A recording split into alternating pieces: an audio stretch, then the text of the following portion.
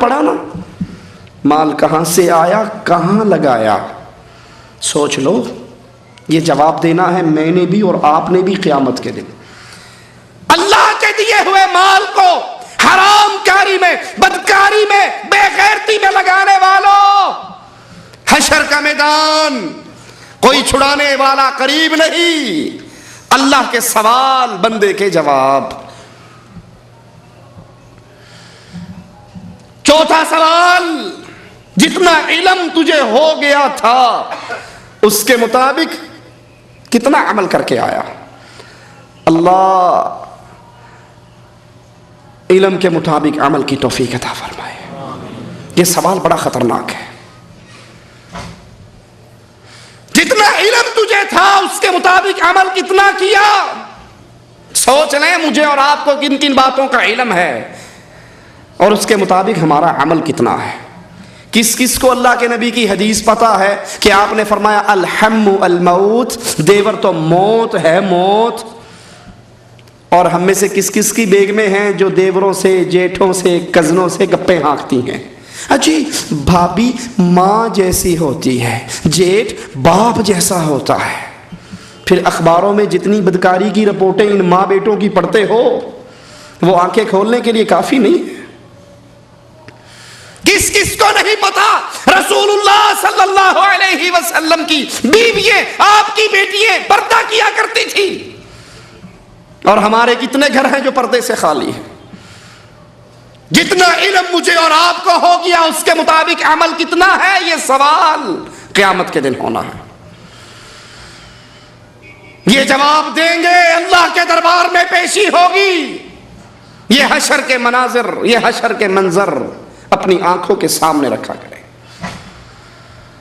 یہ کوئی ڈائیلاگ نہیں ہے، یہ جذباتی باتیں نہیں ہیں، یہ فلم کی سٹوریاں نہیں ہیں، یہ میرے اللہ کا کلام ہے، یہ میرے رب کا قرآن ہے، یہ میرے رب کی باتیں ہیں۔ یہ دن آنے والا ہے، وَوُفِّيَتْ كُلُّ نَفْسٍ مَّا عَمِلَتْ وَهُوَ أَعْلَمُ بِمَا يَفْعَلُونَ۔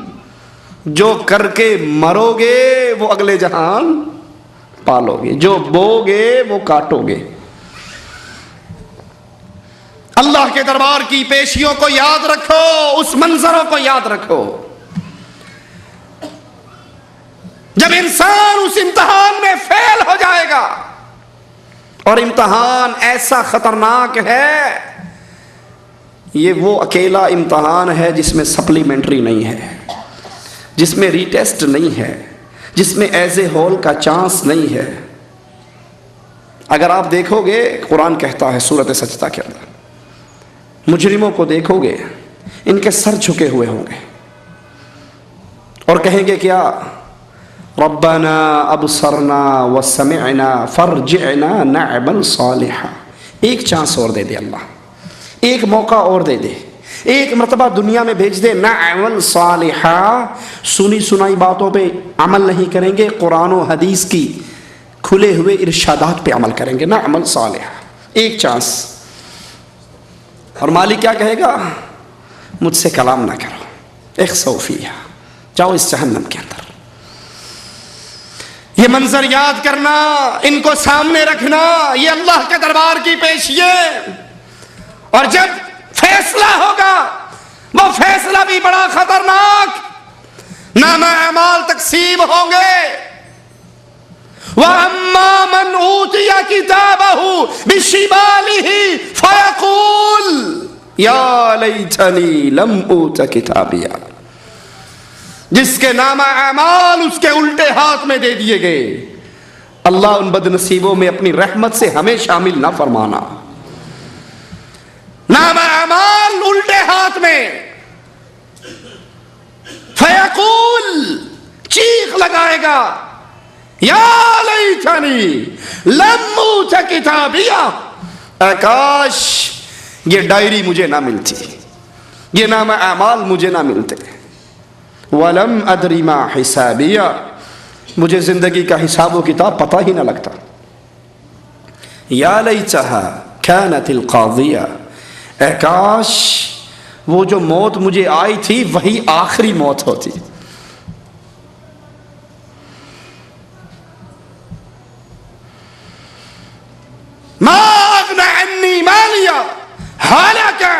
سلطانیہ، میں تو بڑا بینک بیلنس کا مالک تھا، لیکن جب مرا تھا بیٹوں نے گھڑی بھی اتار لی تھی، جب مرا تھا شماغ بھی چھین لیا تھا، جب مرا تھا 3 پیس سوٹ کو کاٹ کے پھینک دیا تھا، میرا مال میرے کام نہیں آیا۔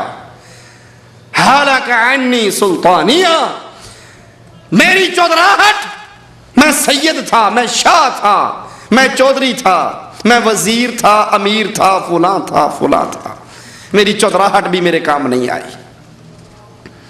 رسول اللہ صلی اللہ علیہ وسلم نے اپنی بیٹی فاطمہ سے کہا تھا، سادات کی ماں سے کہا تھا، یا بنتی خذی من مالی ما شئتی، فاطمہ جو جی چاہتا ہے بابا کا مال اس میں سے لے لو، اعملی اعملی یا بنتی، لیکن بیٹی عمل کرنا۔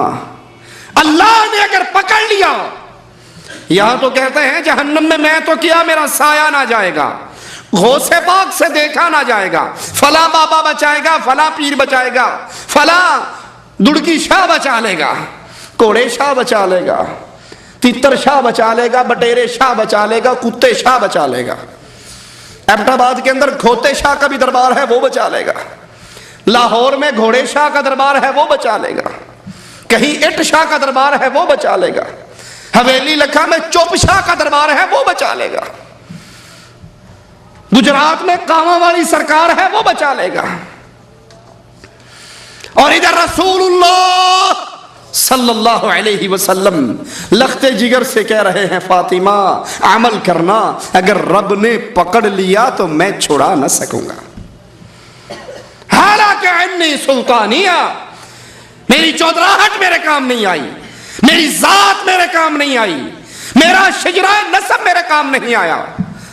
مالک کا اعلان سنیے، خذوہ فغلوہ ثم الجحیم صلوہ ثم فی سلسلۃ ذرعها 70 ذراعا فاسلکوہ، اس کو پکڑ لو، 70 گز لمبی زنجیروں میں جکڑ لو، اس کو اوندھے منہ کر کے جہنم میں ڈال دو، اور اس کو سناؤ ذق انک انت العزیز الکریم، چکھ میرے عذاب کو۔ وسیق الذین کفروا الی جہنم زمرا، یہ حشر میں ہونے والے کام، یہ حشر کے منظر، کافروں کو گروہ در گروہ چلایا جائے گا۔ اس کافروں سے یہودی اور عیسائی صرف مراد نہیں کہ ہماری جیب میں تو گرین کارڈ اقامہ ہے نا، ہم تو مسلمان ہیں، ختنہ کروا رکھی ہے، عبداللہ عبد الرحمن نام ہے، مسلمان ملکوں میں رہتے ہیں، ہم پکے مسلمان ہیں، بھلے شرک کرتے رہیں، بھلے غیر اللہ کو پکارتے رہیں، ہم مسلمان کے مسلمان ہیں، ہمارا ایمان نہیں بگڑتا جتنا مرضی شرک کر لیں۔ جہنم کی طرف چلیں گے، جہنم کے دروازے پہ پہنچیں گے، حتی اذا جاؤوها، یہ جہنم پہ آئیں گے، دروازے کھل جائیں گے، وقال لهم خزنتها الم یأتکم رسل منکم، یہ سوال ہونے ہیں، کیا تمہارے پاس رسول نہیں آئے، قرآن نہیں آیا، حدیث نہیں آئی، ڈرانے والے نہیں آئے، سمجھانے والے نہیں آئے؟ یہ حشر کی گھاٹیاں بڑی خطرناک گھاٹیاں ہیں، یہ وہ مکان ہے جہاں سے واپسی نہیں، جہاں سے رجوع نہیں، جہاں دوبارہ چانس نہیں ملنا۔ جو اس میں پاس ہوگا فریق فی الجنہ، وہ ہمیشہ کی جنت میں، جو فیل ہوگا فریق فی السعیر، وہ ہمیشہ کی جہنم میں۔ اللہ اپنی رحمت سے ہمیں پاس کرتے ہیں، اللہ اپنی رحمت سے ہمیں جنت الفردوس عطا کرتے ہیں، اللہ اپنی رحمت سے ہمارے گناہوں کو معاف کرتے ہیں، اللہ ہمیں توحید کا فہم عطا فرماتے ہیں، اللہ ہمیں رسول اللہ صلی اللہ علیہ وسلم کی سنت کا فہم عطا فرماتے ہیں، اللہ ہمیں حق کو حق جان کر اس کی اتباع کی توفیق عطا فرما دے، باطل کو باطل جان کر اس سے دور رہنے کی توفیق عطا فرما دے۔ اس حال میں اپنے پاس ہمیں ہمارا اللہ بلائے، اس حال میں ہمیں موت دے، اللہ ہم سے راضی ہو، ہم اپنے اللہ سے راضی ہوں۔ اقول قولی ھذا واستغفر اللہ لی ولکم ولسائر المسلمین فاستغفروہ انہ ھو الغفور الرحیم۔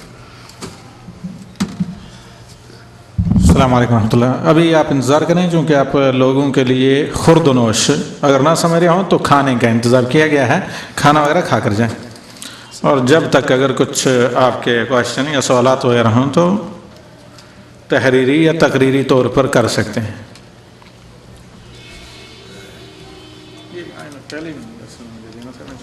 ڈسٹرب نہ کرے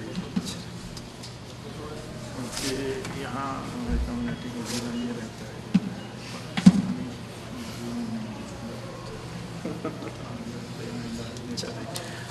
شاید میں نے کچھ کہا تھا یہ صدا. کسی بھائی نے کوئی سوال کرنا ہے، کوئی بات پوچھنی ہے تو بغیر خرچے کے پوچھ سکتا ہے. ہاں جی بنے اور بولتے ہیں کہ چرپائی کے پاوے کے نیچے تعویذ رکھ دو، ادھر رکھ دو، یہ ہوئے گا وہ ہوئے گا. ہاں جی کچھ واقعہ میرے ساتھ ہوا کہ جب ایک دفعہ مسجد بنانے کے لیے منگنے والا آیا، اس نے بولا جیب سے سارے پیسے دے دے، رات کو سو جائے گا، صبح ڈبل ہو جائیں گے، صبح تمہارے کو پیسے سرانے کے نیچے سے ملیں گے. ہاں جی تو اس کو میں سوال کیا، میں بولا یہ پانی ادھر جگہ میں مار دو. اس نے پانی مارا، اللہ نے آج وہ مسجد تیار ہو گیا.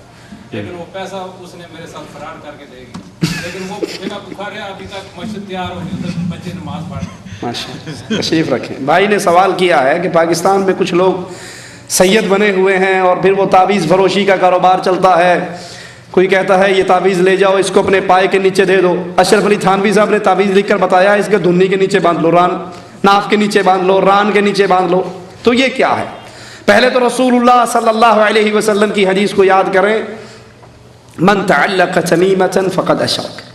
جس نے تمیمہ لٹکایا، سپی، گھونگا، من کے تعویذ یہ لٹکائے، شرک کیا، اس نے اللہ کے ساتھ شرک کیا.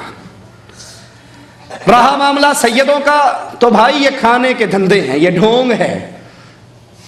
آپ کاروبار کر کے کھاتے ہو، وہ لکھ کر کھاتا ہے. یہ کاروبار ہے، یہ دھندا ہے. اور اس کے تعویذ سے یہ ہو جاتا ہے، فلاں کے تعویذ سے یہ ہو جاتا ہے. جو ہونا ہے وہ رب نے لکھ دیا ہے، جو ہونا ہے وہ رب نے لکھ دیا ہے. کسی کے تعویذوں سے کچھ نہیں ہوتا. ہاں ان تعویذ فروشوں کے پاس، اہل شرک اور بدعت کے پاس جانے سے بندے کا ایمان ختم ہو جاتا ہے. انسان کے پلے میں ایمان نہیں رہتا. جو کسی کاہن کے پاس، کسی جادوگر کے پاس، کسی تعویذ فروش کے پاس جائے اور وہ تعویذ فروش یا حسن یا حسین یا علی یا غوث یا کتب یا 1 2 4 5 7 لکھ کر دے دے، جو آج کل کیو ٹی وی پر استخارے کے نام سے آ رہا ہے، یہ ساری بدماشی ہے، شرک کا دھندا ہے اور جہنم کا دروازہ کھلا ہوا ہے. دعا کروائی جا سکتی ہے، وہ بھی اس سے جو واقعی اللہ کا ولی ہو. کون ہو؟ آواز آئی؟ کون ہو؟ اللہ کا ولی. وہ نہ ہو جو سارا کچھ، سر بھی ننگا، جسم بھی ننگا، پاؤں بھی ننگے، اگو پیچھوں ہر پاسوں ننگا، روڈ کی سائیڈ پہ جا رہا ہے. جی یہ کون ہے؟ اچھا چپ چپ چپ، اینو کچھ نہیں کہنا.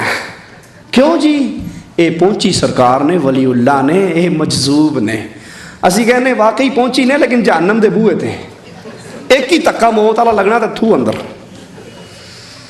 عجیب گنگا الٹی بہتی ہے. اگر کوئی سر پہ ٹوپی نہ رکھے انڈیا پاکستان کی مسجد میں تو کیا کہتے ہیں؟ وابی گستاخ بے ایمان، ننگے سر نماز پڑھ رہا ہے. کتنا گستاخ ہے. حالانکہ ننگے سر. آج تک مجھے کئی سال ہو گئے اللہ کا دین بیان کرتے ہوئے، مجھے آج تک کوئی سوال نہیں آیا کہ مولانا صاحب داڑھی کے بغیر نماز ہو جاتی ہے. کسی نے نہیں پوچھا. کسی نے نہیں پوچھا کہ داڑھی کے بغیر نماز ہو جاتی ہے.